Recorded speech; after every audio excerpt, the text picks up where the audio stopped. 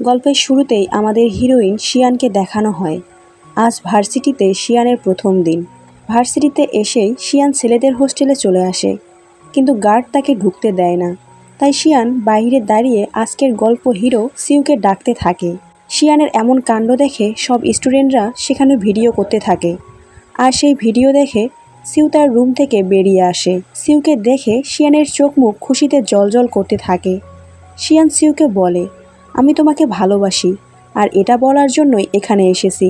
See you বলে, কারোর সাথে প্রেম করার কোনো ইচ্ছা আমার নেই, তুমি ফিরে যাও আর তোমার পড়াশোনায় মনোযোগ দাও। এসব বলে সিউ চলে যেতে নেয়। তখন শিয়ান তার শার্ট টেনে ধরে বলে, আমরা দুজন দুজনকে প্রমিস করেছি এই ভার্সিটিতে আমরা একসাথেই পড়ব।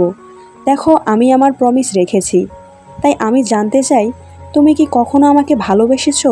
সিউ বলে, এখন আমাদের দুজনের আলাদা জীবন রয়েছে, তাই ভালোবাসি বা না বাসি তাতে কিছুই যায় আসে না।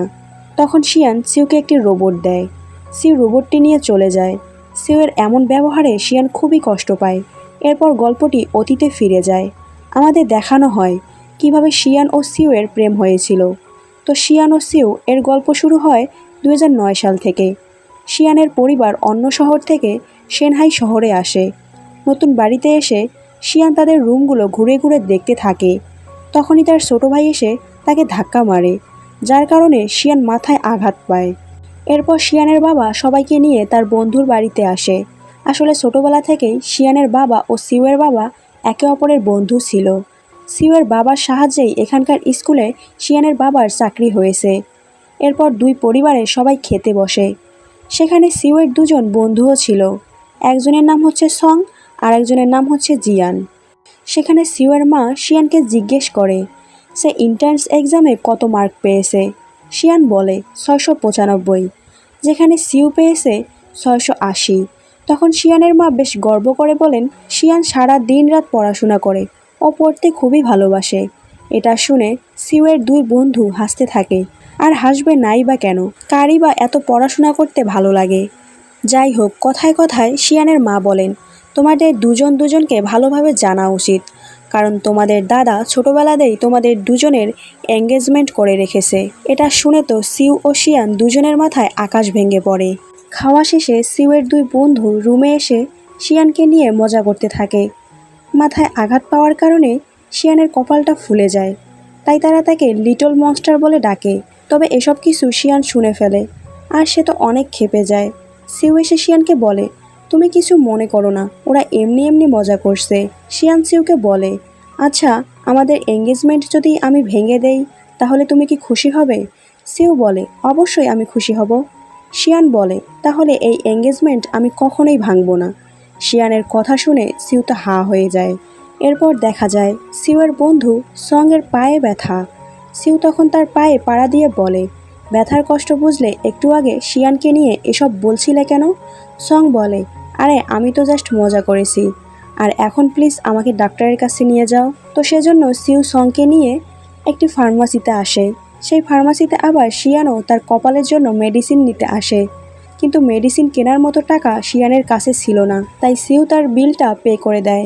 এরপর সে শিয়ানকে ডিম খাওয়াতে নিয়ে আসে। শিয়ানের খাওয়া শেষে সিউ শিয়ানের জন্য আরেকটা ডিম অর্ডার করে। শিয়ান বলে, আবার কেন অর্ডার করলে? সিউ বলে, তোমার কপালের শিংয়ের জন্য। এটা শুনে শিয়ান তো খুবই ক্ষেপে যায়, আর সেখান থেকে রাগ করে চলে যায়। বেচারা সিউ তখন শিয়ানের জন্য অর্ডার করা ডিম নিজেই বসে বসে খেতে থাকে। পরের দিন স্কুলে যাওয়ার সময় রাস্তায় শিয়ান সিউকে দেখে অন্য রাস্তা দিয়ে চলে যায়, যার কারণে স্কুলে আসতে ওর দেরি হয়ে যায়। ক্লাসে এসে সিউ শিয়ানের পাশে বসে। এরপর তাদের ক্লাস টিচার লিউ তাদের ক্লাস নিতে আসে, আর তার বলা সব কথা শিয়ান খাতায় লিখতে থাকে। তখন সিউ বলে, এত অপ্রয়োজনীয় কথা তুমি কেন নোট করছো? শিয়ান বলে, তোমাকে এত জ্ঞান দিতে হবে না, আর তোমার আমার সাথে কথা বলে কোনো লাভ নেই। আমি কালকেই সিট চেঞ্জ করে ফেলবো। তখনই টিচার লিউ বলে, আজ তোমরা যেভাবে বসেছো আগামী 1 মাস এভাবেই বসবে। এটা শুনে সিউ তো মনে মনে হাসতে থাকে।